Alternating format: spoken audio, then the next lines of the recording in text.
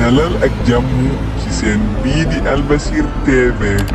ñi ngi lay ñaan nga abonné ci seen bi te partage vidéo bi. asalaamaaleykum yéen ñi siiwul seen bi di Albasir TV maa ngi leen nuyu te leen ziyaare baax te di leen dalal jàmm ci seen bi te di la wax ni bu dee yaa ngi doog gis suñu vidéo mën ngaa abonné ci seen bi te xam ne seen bi vidéo yu am solo la ñuy def. lu doy waar moo xew ci ginnaaw live bi nga xamante ni Mollah Morgen moo ko doon def ci tiktokam ci la génnee wax ay révélation yu garaaw ci Ousmane Sonko dem bay wax sax naan am na ay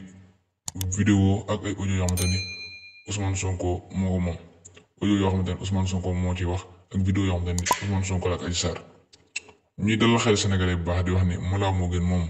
audio yi muy wax ak vidéo yi muy wax ñun ñi jot nañ kaa gis yëpp ay montage kese la audio yëpp ak vidéo yëpp ay montage kese la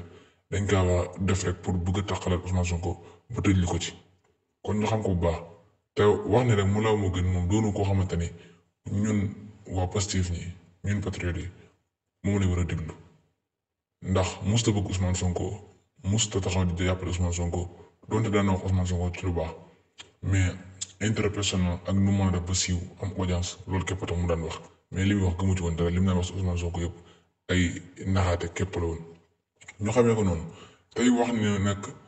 Mollah Morgen nag ñëpp a ngi naan état bi da ngaa jënd ñi naan dañ kaa jënd ñu ko jënd mais li ci mën a am rek dëgg mi ngi si diggante bi te ñun jàpp nañu sax état bi da kaa jënd te seetlu nañ ni jamono ji képp koo xam ne yaa ngi influenceur ku mel na Adamo bëgguñu ko tudd sax ak Mollah Morgen ñëpp ñoo dañu am nañ doole te Sénégalais ñu ngi leen suivre état bi mi ngi leen di jënd pour ñu gën a taqal Ousmane Sonko mu doon mbir mu ñaaw mbir mu salte